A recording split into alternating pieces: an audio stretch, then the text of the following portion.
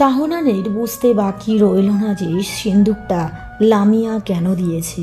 সে একের পর এক চিরকুট তুলে দেখতে লাগলো। একটা চিরকুট পড়ে যেন তার হৃৎপিণ্ড থেমে গেল। যেখানে লেখা ছিল, শোনো রঙিন চিরকুট, আজ থেকে তাকে সব সময় হাসতে বলে দাও, কারণ তার চমৎকার হাসিতে ডুবে থাকা শ্যামাকন্যার অভ্যাস। চিরকুটটা পড়ে তাহনানের ঠোঁটের কোণে মৃদু হাসি ফুটে উঠল। সে আর একটা চিরকুট পড়তে লাগলো। তাতে লেখা, শোনো রঙিন চিরকুট, শুভ মানবকে বলে দিও শ্যামাকন্যার গল্পের প্রতি পাতা জুড়ে শুধু তারই বসবাস।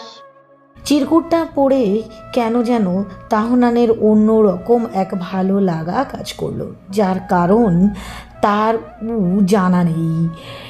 সেই চিরকুটটা রেখে সে একে একে সবগুলো চিরকুট পড়ল। চিরকুটগুলো পড়া শেষে সবগুলো চিরকুট খুব যত্ন করে সিন্দুকে রেখে সিন্দুকটা তালা না লাগিয়েই পাশে রাখলো, কারণ সে জানে আরও দুটো চিরকুট পাবে। একটা সে মোড়ানোর নীল কাগজটার সাথে, অন্যটা চকলেটগুলোর সাথে। তাহনান বক্স থেকে আগেই চকলেটগুলো বের করলো। সেখানে একটা কিটক্যাট এর গায়ে একটা চিরকুটও পেল। সে মুচকি হাসলো, কারণ শুরু থেকে প্রতিটা জিনিসের সাথে চিরকুট পেতে সে বুঝে ফেলেছে যে বক্সটার প্রতিটা জিনিস এর সাথেই চিরকুট আছে। তাহনান চিরকুটটা খুলে পড়তে লাগলো। সেখানে লেখা, সবগুলো চকলেট খাবেন, যেন আমার সাথে কথা বলার সময় একটু মিষ্টিভাষী হয়। আপনার রাগী কথা শুনতে শুনতে ভয়ে আপনার সামনেই কথা বলতে পারি না। চিরকুটটা পড়ে তাহনানের প্রচণ্ড হাসি পেল। সে ভাবল, ভয় পাই তাও এত কিছু করেছে, ভয় না পেলে এই মেয়ে না জানি কি করতো। পরেক্ষণেই ভাবল, সে কি সত্যিই ততটা রাগী যতটা লামিয়া ভাবে। তাহনান চিরকুটটা সিন্দুকে রেখেই চকলেটগুলো পাশে রাখলো। তারপর বক্স থেকে সেই কাগজটা তুলে নিল। কাগজটা দেখে তা শুরুতে একটা শব্দই মাথায় এলো, তা হলো চিঠি। তাহনান চটজলদি সুতোটাই খুলতে লাগলো। তার যেন আর তর সইল না। সুতো খুলতে গেলেই তার আর একটা চিরকুট চোখে পড়ল। সে পড়ল বিপাকে, আগে চিঠি পড়বে নাকি চিরকুট। সে দুটোই পড়তে চাই, সেটাও এখনই, কারণ চিঠিতে কি লেখা আছে তা তাকে জানতে হবে, নয়তো কৌতূহলে সে পাগল হয়ে যাবে। আবার চিরকুট পড়তে পড়তে চিরকুটের প্রতি তার আসক্তি হয়ে গিয়েছে, তাই চিরকুটও পড়তে পারবে না। কিন্তু তাহনান বুঝতে পারল সে যা চাইছে তা সম্ভব না, তাই সে নিজেকে শান্ত করলো। অতঃপর সবার আগে চিরকুটটা পড়তে লাগলো। সেখানে ছিল, চিঠিটা আজকে তুলে রাখুন, বিশেষ কোনো মুহূর্তে পড়বেন, যখন আপনার মনটা প্রচণ্ড খারাপ থাকবে, কিংবা যখন খুব দুঃখী থাকবেন, কোনো কিছুই ভালো লাগবে না, তখন চিঠিটা বের করে পড়বেন। চিরকুটটা দেখে তাহনান একটু অবাক হলো, সাথেই কিছুটা রাগ। এটা আবার কেমন কথা, এখানেও সাসপেন্স। অতঃপর তার অবস্থা এমন হলো যে কেউ তার সামনে কোনো লোভনীয় খাবার রেখে বলেছে, একটু পর খাও। তাহনান এই মুহূর্তেই মনে হলো চিরকুটটা পড়া উচিত ছিল। সে এবার ভাবলো চিঠিটা বের করে পড়বে। পরেক্ষণেই ভাবলো, না থাক, সেই বিশেষ মুহূর্তের জন্য অপেক্ষা করুক, হয়তো এর পিছনেও কোনো কারণ আছে। তাহনান চিরকুটটা সিন্দুকে রেখে সিন্দুকটায় তালা লাগিয়ে দিল, আর চিঠিটা সুন্দর করে সেই রঙিন সুতো দিয়ে বেঁধে রাখলো। সব শেষে বক্সে আলতো করে হাত বোলালো আর আনমনে হাসলো। কিন্তু পরেক্ষণেই কিছু ভেবে মনটা তীব্র বিষাদে ছেয়ে গেল, কারণ তার বুঝতে আর বাকি রইল না যে তার প্রতি লামিয়ার ভালো লাগাটা ধীরে ধীরে মারাত্মক রূপ ধারণ করেছে, যার পরিণাম ভয়ঙ্কর। সামনে তার সুন্দর স্বপ্ন, চমৎকার ভবিষ্যৎ, তার প্রতি লামি আর ভয়ানক আসক্তি না সেই স্বপ্নের পথে বাধা হয়ে দাঁড়ায়। আসন্ন ভয়ে তাহনানের গলা শুকিয়ে আসছে, মনটা বিচলিত হচ্ছে, প্রচণ্ড টেনশানে মাথা ধরে যাচ্ছে। লামিয়াকে তার খারাপ লাগে না, কখনোই লাগতো না, লাগার কোনো কারণও নেই, কারণ সে প্রচণ্ড ফর্সা, সুন্দরী না হলেও যথেষ্ট মায়াবতী। তার চেহারায় অন্যরকম একটা মায়া আছে, বিশেষ করে চোখগুলোই। সেই মায়াভরা চোখে সে কাজল দিলে তাহনানের ইচ্ছে করে দুনিয়া ভুলে তার চোখে তাকিয়ে থাকতে। তার চুলগুলো অসম্ভব সুন্দর, পড়তে বসলে যখন তার খোলা চুলগুলো বাতাসে ওড়ে তখন তাকে দেখতেই ইচ্ছে করে। সেই জন্য তাহনান একদিন তাকে ধমকে বলেছিল, পড়তে বসলে চুল বেঁধে বসবে। তারপর থেকে লামিয়াকে চুল ছেড়ে খুব কমই পড়তে বসতে দেখা যায়। তাছাড়া লামি আরও একটা সুন্দর দিক তার বাচ্চামি। প্রায়ই তাহনান তার বন্ধুর বারান্দা থেকে লামিয়াকে দেখে মিতার সাথে দুষ্টুমি করতে, কিউট কিউট বাচ্চামি করতে। একদিন তো তার সাথেও করেছিল, যদিও পরেক্ষণেই সরি বলেছে, কিন্তু তাহনানের তা মোটেও খারাপ লাগেনি। লামিয়া যখন তার দিকে ভীতু চোখে তাকায় তখনও তাকে বেশ লাগে, কিন্তু তাহনান কখনোই তাকে এসব বলেনি, কারণ সে জানে লামিয়া তাকে ভালো লাগে। সে এসব কথা বললে লামিয়া এসবে মনোযোগ দিবে, তখন পড়াশুনো থেকে দূরে সরে যাবে, তখন আর তার স্বপ্নের কোনো মূল্য থাকবে না, যা তাহনান চায় না। সে বেশ কঠিন ব্যক্তিত্বের মানুষ, নিজের আবেগকে সামলাতে পেরেছে, লামিয়ার থেকে সবটা আড়াল রাখতে পেরেছে, কিন্তু লামিয়া তা পারবে না। সে নিজের আবেগ সামলে স্বপ্নের পথে আগাতে পারবে না, তাই তাকে কিছু একটা করতে হবে। আর যাই হোক, এভাবে চলতে দিলে হবে না। তাহনান উঠে গিয়ে জানালার কাছে দাঁড়ালো, তখনই ঘড়ির কাঁটা 3টেই গিয়ে বেল বাজালো। একটা দীর্ঘশ্বাস চলল, তার কাছে সব কেমন যেন লাগছে। আজকে মনে হচ্ছে মনের সাথে মস্তিষ্ক পেরে উঠছে না, মন চেঁচিয়ে বলতে চাইছে ভালোবাসি আমিও। চোখের পলকেই যেন 2টো দিন কেটে গেল। সেই রাতে পর তাহনান লামিয়ার সামনে একদম স্বাভাবিক হয়ে এসেছে। 2 দিন একদম স্বাভাবিক আচরণ করেছে, যেন কিছুই হয়নি। লামিয়া অনেকবার হাসপাস করেছে জানার জন্য, কয়েকবার কথা তুললেও তাহনান কৌশলে সেই কথা ঘুরিয়ে দিয়েছে। তার ভাব এমন যে সে কিছুই জানে না, কিছুই দেখেনি সে, কিন্তু তার কিছু না জানা, কিছু না দেখার ভাবটা বেশি দিন টিকল না।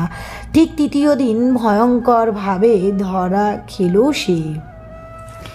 রোজ হসপিটাল থেকে ফিরে ফ্রেশ হয়ে কাপড় বদলে লামিয়াকে পড়াতে যায়, কিন্তু আজ হসপিটাল থেকে তার ফিরতে লেট হয়েছে। ক্যাম্পাসে একটা জরুরি কাজ ছিল, সেটা শেষ করে ফিরতেই একটু লেট হয়েছে, তাই লামিয়ার কল করায় হোস্টেলে না গিয়ে সোজা লামিয়াকে পড়াতে চলে এসেছে, যাতে করে তার পোশাক পাল্টানো হয়নি।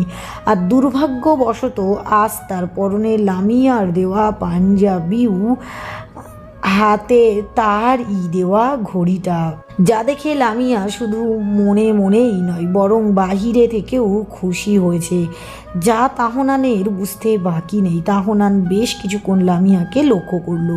লামিয়া কিছু একটা বলার জন্য হাসপাস করছে। তাহনান তা লক্ষ্য করে গম্ভীর স্বরে বলল, কিছু বলবে? লামিয়া যেন এই সুযোগেরই অপেক্ষাতেই ছিল। তাহনানের কথা কর্ণপাত হতেই সে সঙ্গে সঙ্গে উপর নিচে মাথা ঝাঁকালো, যার অর্থ হ্যাঁ। তাহনান ইশারাই বলতে বলল।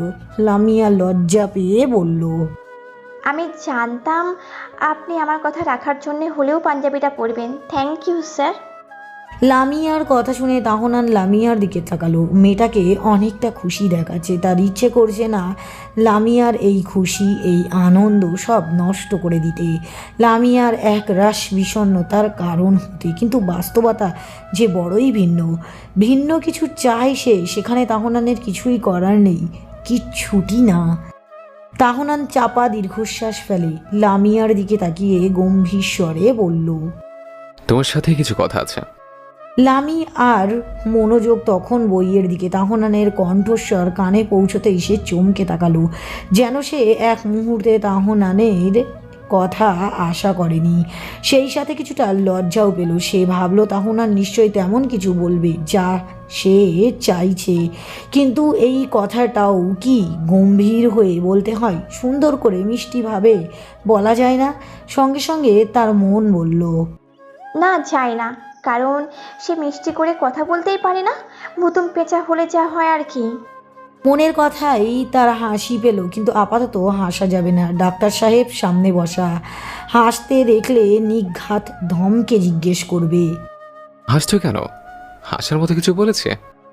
কিংবা রেগে গিয়ে যা বলতে চাইছে তা বলবে না। তাই সে নিজের হাসি চেপে তাহনানের দিকে ফিরে তাকালো। সঙ্গে সঙ্গে তাহনানের চোখে চোখ পড়তেই চোখ ফিরিয়ে নিল, নিচে তাকিয়ে মৃদু স্বরে বলল, আপনি সব সময় এইভাবে কথা বলেন?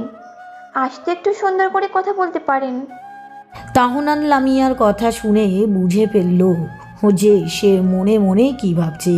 তাই সে লামিয়ার ভাবনাটাকে আর বেশি দূর পৌঁছতে দিল না। সে বই বন্ধ করে শান্ত চোখে লামিয়ার দিকে তাকালো। এই প্রথম সে সরাসরি এইভাবে লামিয়ার দিকে তাকালো, তাও এতটা শান্ত চোখে। তার এই শান্ত দৃষ্টিতে লামিয়ার ভেতরটা কেমন যেন কেঁপে কেঁপে উঠতে লাগলো। তাহনান বেশ কিছুক্ষণ তাকিয়ে থেকে হঠাৎই আগের রূপে ফিরে এলো, গম্ভীর হয়ে বলল, তুমি আমার থেকে বয়সে অনেক ছোট লামিয়া। তোমার জীবনটা কেবল শুরু, তোমার স্বপ্নের কেবল শুরু, স্বপ্ন পূরণের পথ শুরু। আর আমি জীবনে অনেকটা সময় পেরিয়ে এসেছি, প্রায় স্বপ্ন পূরণের শেষ প্রান্তে পৌঁছে গেছে। তাই এমনি সম্ভব হয়নি, অনেক ত্যাগ, অনেক সাধনার ফলে সম্ভব হয়েছে। তুমি যথেষ্ট বুদ্ধিমতী একটা মেয়ে, আমি জানি তুমি বুঝতে পারবে। স্বপ্ন পূরণের এই সময়টা কেবল তাকিয়ে দাও, অন্য কাউকে নয়। নয়তো এতগুলো বছর ধরে দেখে আসা স্বপ্নটা পূরণ হওয়ার আগেই ভেঙে যাবে। তোমার বসে বসে দেখা ছাড়া কিচ্ছু করা থাকবে না। তখন শত আফসোসেও কোনো কিছুই হবে না, কিচ্ছু না। একের পর এক কথাগুলো বলে থামলো তাহনান। তার শেষের বাক্যটা একটু করুণ শোনালো লামিয়ার কাছে। সে এক দৃষ্টিতে তাকিয়ে রইল। তাহনান এবার একদম নরম স্বরে বলল, জীবনে কিছু পেতে হলে কিছু ত্যাগ করতে হয়, তা জানো নিশ্চয়ই। কথাটা বলে লামিয়ার দিকে তাকালো। সে তার দিকে অবাক দৃষ্টিতে তাকিয়ে আছে। হয়তো ভাবছে স্যার হঠাৎ এই সব কি বলছে আর কেন। তাহনান এবার তার দিকে তাকিয়ে কোনো ভনিতা ছাড়াই বলতে লাগলো, আমি জানি তুমি আমাকে অনেক পছন্দ করো, কিন্তু তুমি কি জানো তুমি যা চাইছো তা সম্ভব নয়। আমাদের মাঝে কোনো কিছু হওয়ার চান্স নেই। তার প্রথম এবং প্রধান কারণ, আমি তোমাকে পড়াতে এসেছি, প্রেম করতে নয়। দ্বিতীয় কারণ, তোমার মা আমাকে অনেক বেশি বিশ্বাস করেন, ভরসা করেন। তার বিশ্বাসের মর্যাদা না হলেও তার দেওয়া স্নেহ মমতার প্রতিদিন আমাকে দিতেই হবে। তাই তোমার জন্য বেটার হবে তুমি নিজের আবেগটাকে কন্ট্রোল করো, মন থেকে সব তাড়িয়ে দাও, পড়াশোনায় ফোকাস করো, নিজের স্বপ্ন নিজের ক্যারিয়ারে ফোকাস করো। এতক্ষণে লামিয়া সবটা বুঝতে সক্ষম হলো। সবটা বুঝে সে আগের থেকেও দ্বিগুণ অবাক হয়ে তাহনানের দিকেই তাকিয়ে রইল। এসব কি বলছে তাহনান? তাদের মাঝে কিছুই হওয়ার নেই, কিন্তু কেন? মস্তিষ্কে জাগা প্রশ্নটা নিয়ে লামিয়ার চুপ থাকতে পারল না। সে একইভাবে তাকিয়ে থেকে মৃদু স্বরে শুধালো, কেন? তাহনান হয়তো বুঝল না তার প্রশ্নটা। সে প্রশ্নসূচক দৃষ্টিতে লামিয়ার দিকে তাকালো। লামিয়া বিস্ময় কাটালো। সে তাহনানের চোখের দিকে তাকিয়ে বলল, আমাদের মাঝে কিছু হওয়ার কোনো সম্ভব নয়? তাহনান চোখ ফিরিয়ে নিল, সরল কণ্ঠে বলল। কারণ বলে দিয়েছে। লামিয়া অবাক হয়ে বলল। এতটুকু দুজন? লামিয়ার থেকে দ্বিগুণ অবাক হলো তাহনান। সে বিস্মিত কণ্ঠে শুধালো, এটা তোমার কাছে এতটুকু? বিষয়টা জানলে আন্টি কষ্ট পাবেন। তাছাড়া তুমি যা চাইছো তাহলে তোমার পড়াশোনা ঠিকঠাক হবে না, তোমার জীবন শুরুর আগে শেষ হয়ে যাবে।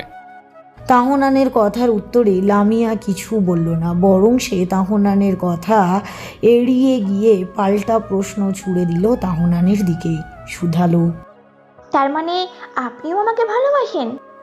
এই প্রথম তাহনানের সাথে এইভাবে কথা বলছে লামিয়া, মুখে মুখে কথা বলছে। আগে কখনোই তার এত সাহস হয়নি। সে জানে না আজ তার এত সাহস হলো কিভাবে। অন্যদিকে লামিয়ার প্রশ্নে কয়েক সেকেন্ডের জন্য থেমে গেল তাহনান। সে চোখ ফিরিয়ে নিল, নিজেকেই সামলে নিয়ে অন্যদিকে তাকিয়ে বলল। আমি সেটা বলিনি। তাহনানের কথাই ফিরে তাকালো লামিয়া। সে অভিমানী কণ্ঠে শুধালো। তবে কি বলছেন স্যার? আমাকে ভালোবাসেন না? ভালো লাগে না আমাকে? লামি আর একের পর এক প্রশ্নে থমকে যাচ্ছে তাহনান। ভিতরটা চূর্ণ বিচূর্ণ হয়ে যাচ্ছে, তার কথাগুলো গুলিয়ে যাচ্ছে। আজ সে নিজেকে সামলে কেন যেন লামিয়ার সামনে শক্ত খোলসে থাকতে পারছে না। সেই সাথে লামিয়ার কাছ থেকে স্যার ডাক্তার শুনতে পারছে না। তার মুখ থেকে ডাক্তার সাহেব ডাকটাই সে শুনতে চাইছে বারবার। শত বছর, শত যুগ, সহস্রবার তার অবাধ্য অশান্ত মনটা আজ বারবার লামিয়াকে ডেকে বলতে চাইছে।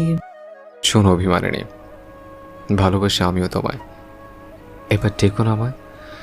বুকটা জ্বলে পড়ে যায়। তোমার মুখে ডাক্তার সাহেব ডাকটাই বড্ড মানায়।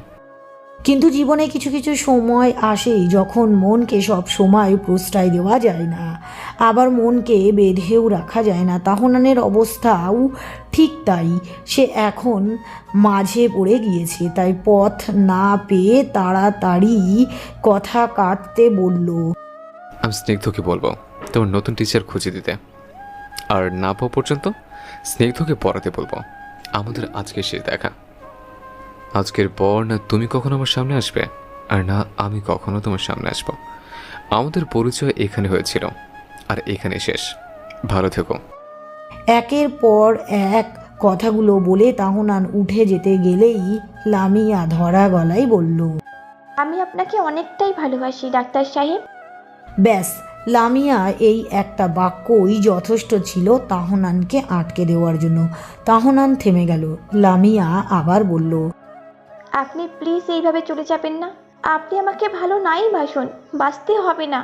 আমি কখনো আপনার সামনে এসব কথা তুলব না। আপনি আগের মতো শুধু আমাকে পড়াবেন, তবু আমার সামনে থাকবেন, ব্যাস এতটুকুই।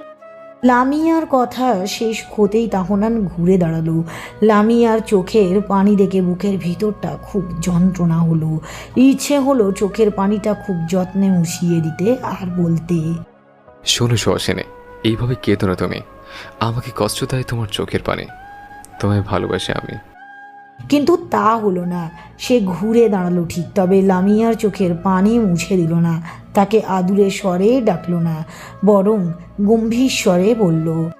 সবার আগে কান্না থামাও, কারণ কেঁদে জীবন চলে না। জীবনটা অনেক কঠিন, মনে রাখবে। কান্নাটা ক্ষণিকের, আর ভালো থাকা আজীবনের। তোমাকে ভালো থাকতে হবে। আজকে তোমার মনে হচ্ছে আমাকে না দেখে তুমি থাকতে পারবে না, আমাকে ছাড়া চলতে পারবে না। এইসব তোমার ভুল ধারণা। আমি চলে যাওয়ার পর কিছুদিন গেলে তুমি দেখবে আমাকে তোমার মনেও নেই। আমাকে কোনো কালে তোমার ভালো লেগেছে বা আমাকে তুমি ভালোবাসো, এসব তোমার মাথাতেও আসবে না। সময়ের সাথে সব পাল্টে যাবে, সাথে তুমিও। বহু বছর পর যদি কখনো ভুল করে আমাদের দেখা হয়, তুমি আমাকে চিনতেই পারবে না। এক টানে কথাগুলো বলে থামলো তাহনান। তার মুখটা মলিন হয়ে এসেছে। কথাগুলো বলতে তার খুব কষ্ট হচ্ছে। মনে হচ্ছে কথাগুলো যদি সত্যি হয় তবে সে কষ্ট পাবে, খুব কষ্ট পাবে। কিন্তু তারপরও সে চাই কথাগুলো সত্যি হোক। বিনিময়ে লামিয়ার স্বপ্ন পূরণ হোক, ভবিষ্যৎ সুন্দর হোক। তাহনান ঘুরে দাঁড়ালো, যাওয়ার আগে বলল। ভালো থেকো, মন দিয়ে পড়াশোনা করো। আমি জানি তুমি পারবে। তাহনান কথাগুলো শুনে লামিয়া পাথরের মতো দাঁড়িয়ে রইল। তার গলা বেয়ে একের পর এক ফোঁটা ফোঁটা করে নোনা পানি গড়িয়ে পড়তে লাগলো। এতক্ষণ চুপ থাকলেও তাহনান চলে যেতে গেলেই সে ভেজা স্বরে শুধালো। চলে যাচ্ছেন? তাহনান লামিয়ার কান্না বুঝতে পারলো, কিন্তু কিছু করতে পারলো না। আর না পারলো লামিয়ার কথার জবাবে কিছু বলতে। লামিয়া অন্যরকম স্বরে বলল। আমি আপনাকে কখনো ভুলব না স্যার। বহু বছর পর যদি হাজারো ভিড়ে আপনাকে খুঁজতে হয়, আমি ঠিক খুঁজে নিতে পারবো। মন যেন লামিয়ার এই কথাটা শোনার জন্যই অপেক্ষা করছিল। লামিয়ার কথা শেষ হতেই সে আর সেখানে এক সেকেন্ডও দাঁড়ালো না, বড় বড় পা ফেলে বেরিয়ে গেল। তাহনানকে চলে যেতে দেখে লামি আর পুরো পৃথিবী যেন থমকে গেল, তার হাত পা অবশ হয়ে গেল। সে ধপ করে চেয়ারে বসে পড়ল, গাল বেয়ে তখনও পানি গড়াচ্ছে। সে বিড় করে বলতে লাগলো, আপনি আমার ভালোবাসার গভীরতা বুঝতে পারেননি ডাক্তার সাহেব। তাহলে এইভাবে বলতে পারতেন না আমি আপনাকে ভালোবেসে সব করতে পারি, কিন্তু আপনি আমাকে না বুঝেই দূরে সরিয়ে গেলেন। আমার ভালো করতে গিয়ে আমার খারাপ করে ফেললেন। আপনার কাছে এক টুকরো খুশি চেয়েছিলাম, বিনিময়ে আপনি আমাকে সীমাহীন দুঃখ দিয়ে গেলেন। বুক ভরা আফসোস নিয়ে আমি সারাটা জীবন কে করে বাঁচবো ডাক্তার সাহেব? প্রতি মুহূর্ত যে অসহ্য যন্ত্রণা আমাকে ঘিরে ধরবে, এর দায় কার? আমার নাকি আপনার? কথাগুলো বলতে বলতেই লামিয়ার হু হু করে কেঁদে ফেলল। কাঁদতে কাঁদতে আবার বলল, আপনি চাইলে থেকে যেতে পারতেন, ভালোই না বাঁচতেন, তবুও সামনে তো থাকতেন। কিন্তু আপনি চলে গেলেন, আমাকে সীমাহীন দুঃখ দিয়ে বহু দূরে হারিয়ে গেলেন। আপনার প্রতি আমার আকাশ সমান অভিযোগ, সাগর সমান অভিমান। আজ থেকে আপনি আমার ডাক্তার সাহেব নন, আজ থেকে আপনি শুধুই আমার তাহানান।